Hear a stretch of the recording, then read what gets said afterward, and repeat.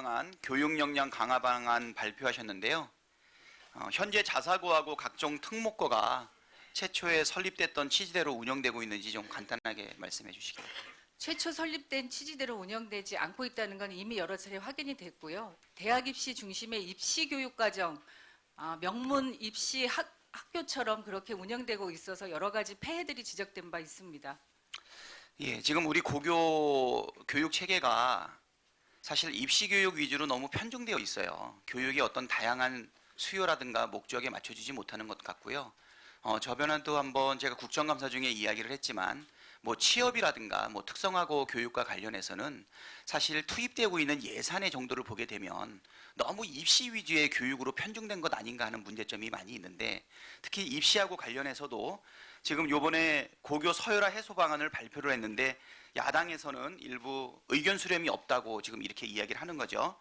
이 자사고와 특목고가 고교 체제를 서열화시키고 이로 인해서 교육 전반이 왜곡되고 있다는 지적은 지금 장관께서 말씀하신 대로 지속적으로 지금 존재해 왔습니다.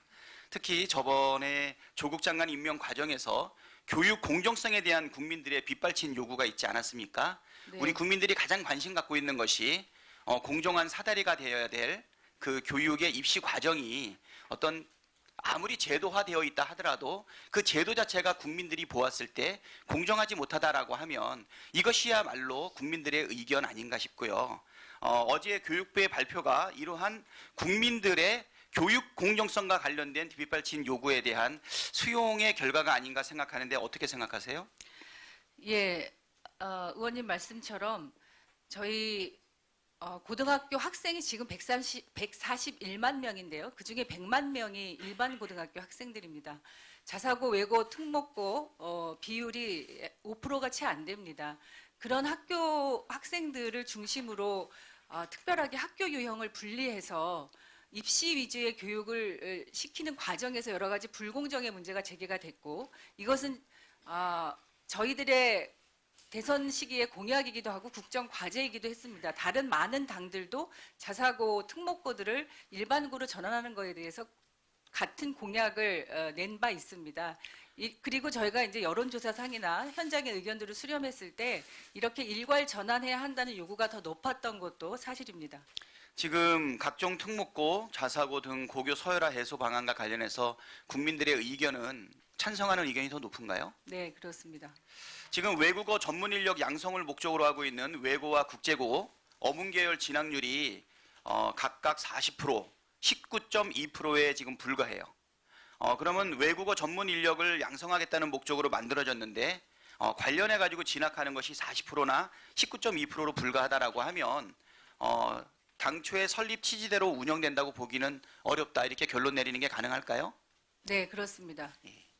지금 자사고 역시 46개 학교 중에서 29개 학교 63%가 권장 기준 이상으로 국영수 교과를 편성해서 아이들을 지도하고 교육시키고 있는데 이것도 입시 학원화가 되고 있다라고 하는 하나의 주장의 근거가 될 수 있을까요? 그렇습니다. 지금 학교에서 교육을 충실하게 하게 되니까 사교육비가 줄어든다는 논리가 있는데요.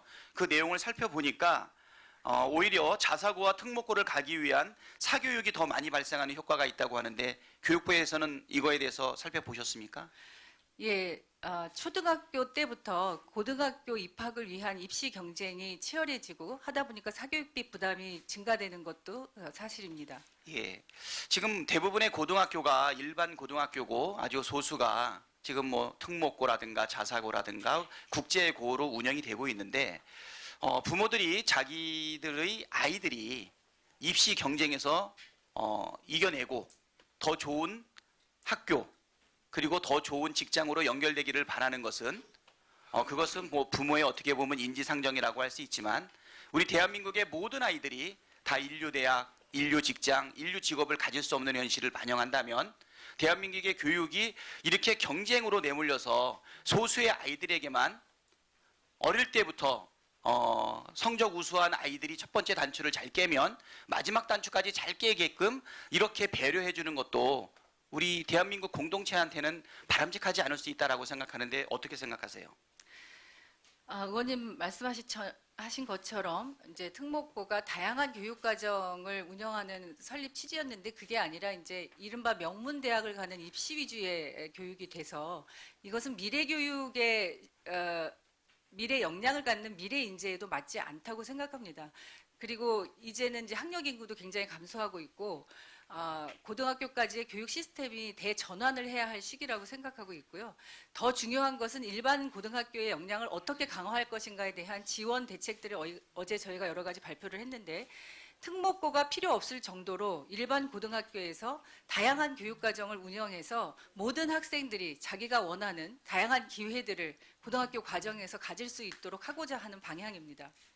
예, 중학교 때 높은 학습 능력을 가지고 있는 아이들, 그 아이들만 따로 뽑아가지고서 별도의 학교로 다니게 하고 또 중학교 때 그러한 역량을 잠시 보여주지 못했던 아이들을 따로 뽑아내서 따로 교육을 시킨다라고 하면 한 반 내에서 오히려 아이들이 다양한 어떤 학습에 대한 기회라든가 교류의 기회가 줄어들 수 있다고 생각하는데 어떻게 생각하십니까?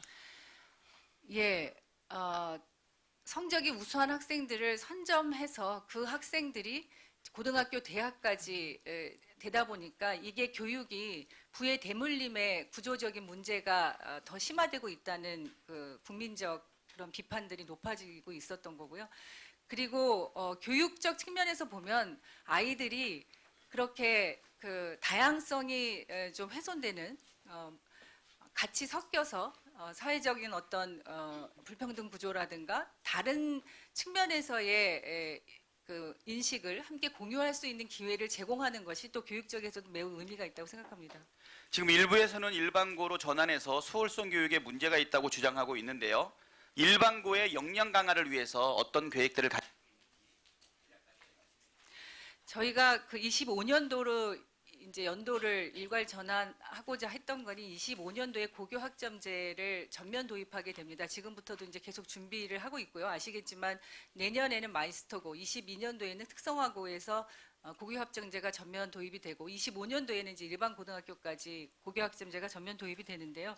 그렇게 되면 말씀드렸던 것처럼 특목고에서 하고자 했던 뭐 외고나 국제고에서 하고자 했던 특정 그 외국어를 교육과정으로 운영한다든가 하는 것을 일반 고등학교에서도 그게 외국어든 뭐 과학이든 수학이든 예술이든 그런 다양한 분야의 특정한 다양한 그 교육과정들을 운영할 수 있게 되고 그리고 여기서 심화 학습도 가능할 수 있도록 저희가 교사 지원이라든가 또 그 학교 간의 교류 프로그램이라든가 이런 시스템을 만들기 때문에 일반 고등학교의 다양한 교육과정 운영이 학생들 한 명 한 명의 그런 맞춤식 그 교육과정이 될 수 있도록 하겠다는 것이 저희들의 방향이고 그것을 위해서 내년부터 일반 고등학교에 이제 단계적으로 5년 동안 2조 원의 재정을 지원해서 일반고 역량 강화에 집중하고자 합니다.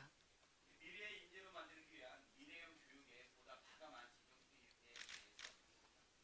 지정 네, 고맙습니다.